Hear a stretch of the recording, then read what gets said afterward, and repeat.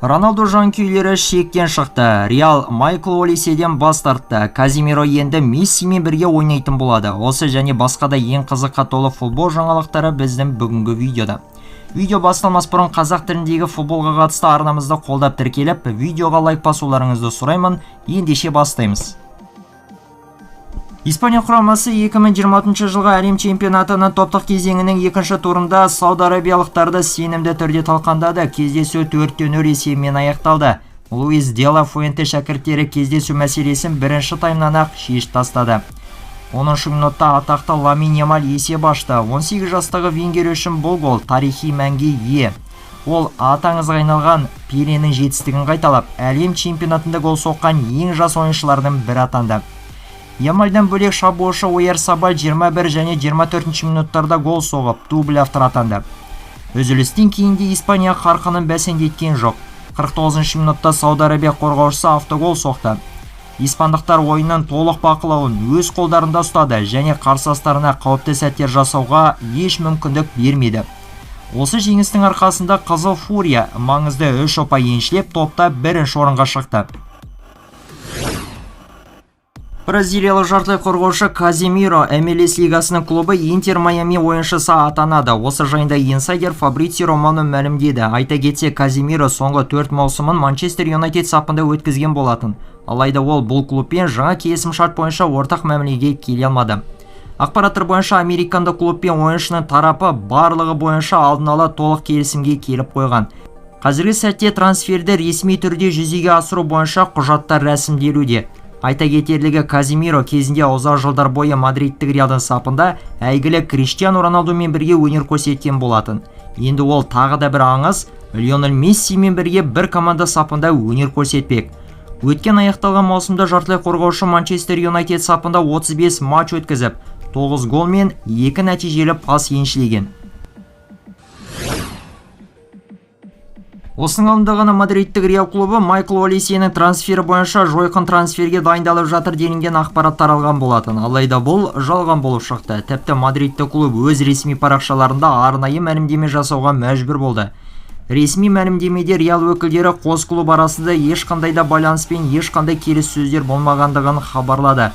Сондай-ақ екі клубта ұзақ жылдық өзара құрметпен ынтымақтастық және қызығушылық тарих байланыстыратындығы айтылды және шындыққа жанаспайтын алып қашпа әңгімелердің таралып кеткендігіне өкініш білдірілді. Айта кетейік, осыған дейін түрлі басылымдар осы әлем чемпионаты аяқталғаннан соң Реал Майкл Олисенің трансфері бойынша Баварияға ғаламат ұсыныспен жүгінеді делінген ақпарат таралған болатын. Көріп отырғанымыздай барлығы шындыққа жанаспайтын болып шықты. Трансфермаркт порталы Майкл Олисенің қазіргі нарықтағы бағасын 150 миллион еуроға бағалайды. Португалия құрамасында тағы да түсініспеушілік. Криштианудың ызалы жанкүйерлері бір сәтке де тыйылар емес. Бұл жолы сының астында Франсишко Консейсау қалды. Не болғанына тоқталсақ, Өзбекстан құрамасымен матчтың алдында тілші аталған жас ойыншыға Португалия құрамасындағы жағдай мен Роналдуға қатысты туындаған дау жайында сұрақ қойған болатын. Оған Консейсау былай деп жауап берді. Шабуылдауды түйіндеуге келгенде Роналдудан артық ешкім жоқ. Бірақ та біз тек оған ғана пас асырып беруге міндетті емеспіз. Жеке өзім ойын сәтінде кім ыңғайлы позицияда тұрса, соған пас асыра беремін. Роналду осында барлық ойыншыларымыз секілді командаға көмектесу үшін жүр. Бұлай қарасақ, Консейсау артық ештеңе айтқан жоқ. Шынымен де солай ғой негізі. Бірақ та Криштианудың жанкүйерлері тағы да бұл сөзге шүйлігіп, футболшының Instagram парақшасына неше түрлі жағымсыз нәрселер жазып, комменттердің саны 20 мыңнан асып кеткен. Жағдайдың ушыққаны соншалықты Instagramдағы Роналдудың жанкүйерлері дүниеден өтіп кеткен Диего Жотаның парақшасына да Роналдуға пас бер деп мыңдаған пікірлер жаудырған.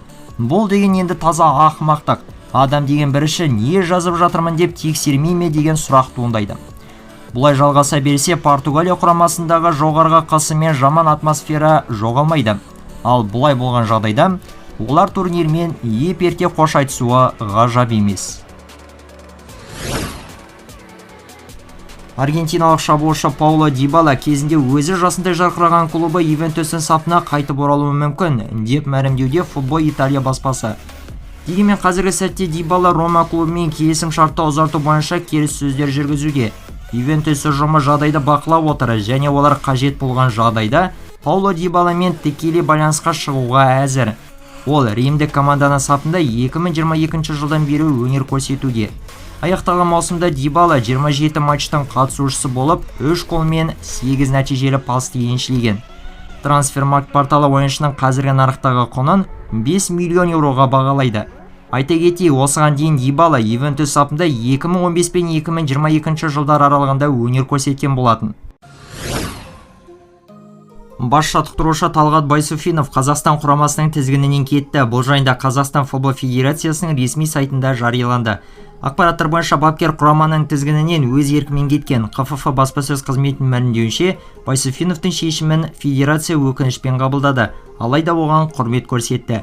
Айта кетейік, Талғат Байсуфинов Қазақстан ұлттық құрамасын 3-ші рет тізгіндеген еді. Қазіргі қызметіне ол қаңтар айынан бастап кіріскен болатын. Бұған дейін ол құраманы 2016-2017 және 2020-2022 жылдары басқарған. Ұлттық құраманың ойындары енді жақсарып келе жатқандай болып еді. Аяқ астына осылай болып қалғаны өкінішті әрине. Германия құрамасы 2026 жылға әлем чемпионатының плей-офф кезеңіне мерзімінен бұрын жолдама алып қойды. Е тобындағы екінші тур матчында немістер Кот д'Ивуар құрамасын 2-1 есебімен жеңді. Кездесудің басты кейіпкері Денис Умдав атанды. Ол 2 гол соғып, өз құрамасына маңызды жеңіс сыйлады. Осылайша Германия қатарынан екінші жеңісіне қол жеткізіп, Алтопамен Е тобының көшін бастады. Осылайша олар соны 2014 жылдан бері алғаш рет топтық кезеңе шығып, плей-офф кезеңіне жолдама алды. Бұған дейін 2018 және 2022 жылғы мундиалдарда неміс құрамасы топтық кезеңнен аса алмаған еді. Ағылшындық шабуылшы Харри Кейн Бавария клубымен келіссөздер жүргізуді уақытша тоқтату шешімін қабылдады. Тілші Флориан Плеттенбергтің хабарлауы бойынша, аталған шабуылшы клубты жағдайдың барлығын қоя тұрып, қазіргі сәтте тек әлем чемпионаты кезінде бар назарын тек өз ұлттық құрамасына аударуды қалайды.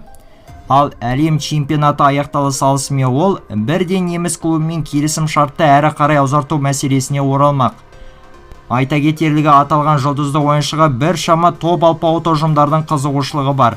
Дегенмен мәліметтерге сүйенсе, Харри Кейн Баварияда өзін бақытты сезінеді және АПЛ болсын, басқасы болсын, оны басқа жаққа ауысу қызықтырмайды. Өткен маусымда Харри Кейн Баварияның сапында 51 ойынға қатысып, 61 гол мен 7 нәтижелі пас жасап көзге түскен.